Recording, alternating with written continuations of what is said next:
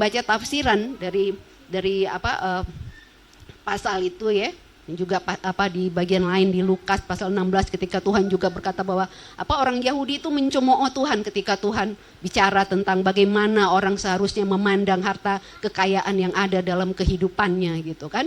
Nah, katanya Bapak Ibu ya, dalam tafsiran yang saya baca dikatakan orang-orang Farisi ini kan orang yang paham dengan firman Tuhan gitu ya, mereka tahu detail apa yang tertulis di dalam hukum Taurat itu gitu. Nah, Bapak Ibu, tapi mereka punya pengertian yang salah tentang itu gitu. Jadi mereka itu memandang ya bahwa semakin orang itu kaya, ya kan, semakin banyak hartanya, itu berarti orang itu semakin diberkati Tuhan, dan itu adalah pertanda bahwa dia itu diberkati oleh Tuhan gitu. Jadi kalau orang itu miskin gak punya harta, berarti hidupnya itu gak berkenan sama Tuhan gitu kan. Nah, makanya ketika Tuhan Yesus bicara tentang kekayaan di depan orang Farisi, mereka ketawa gitu, mereka mencemooh, nih orang kok bisa-bisanya bicara tentang kekayaan lah, orang dia aja gak punya apa-apa gitu kan. Ya karena kita tahu Tuhan Yesus ketika ada di dunia ini kan memang gak punya apa-apa. Ya kalau Tuhan Yesus bilang serigala punya liang, burung punya sarang, tapi anak manusia tempat untuk meletakkan kepalanya aja gak punya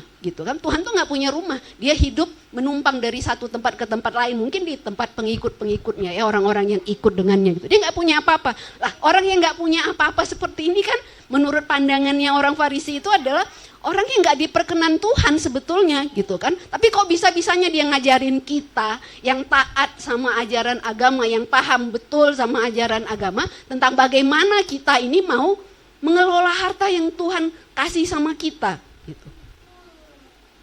Dia pemahamannya itu yang menyimpang Bapak Ibu ya. Jadi dia pikir semakin dia kaya, semakin itu menunjukkan bahwa dia hidupnya itu berkenan kepada Tuhan, dan itu menunjukkan bahwa dia diberkati oleh Tuhan gitu.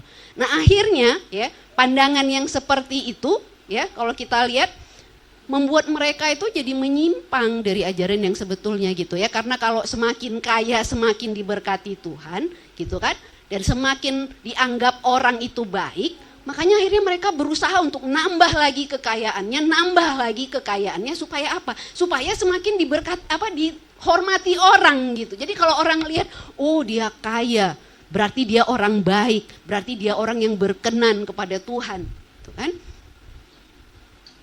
Dan akhirnya apa tadi kata Tuhan Yesus terhadap mereka ini ya, kamu munafik gitu, karena keinginanmu untuk dipandang hebat oleh orang lain, karena keinginanmu untuk kamu itu dilihat orang itu baik, kamu akhirnya menghalalkan segala cara untuk menumpuk harta itu Bapak Ibu gitu ya. Jadi